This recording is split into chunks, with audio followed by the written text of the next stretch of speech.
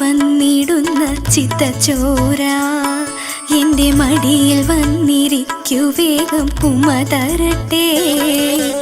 കരുമാടിക്കുട്ടനെന്ന പേരു വേണോ അതോ നീലമേഘ ശ്യാമളനാണെന്നു ചൊല്ലണോ? നിത്യശുദ്ധ ബുദ്ധമായ കണ്ണനുണ്ണീ നിനക്കെത്രയേറെ നാമരൂപഭേദഭാവം.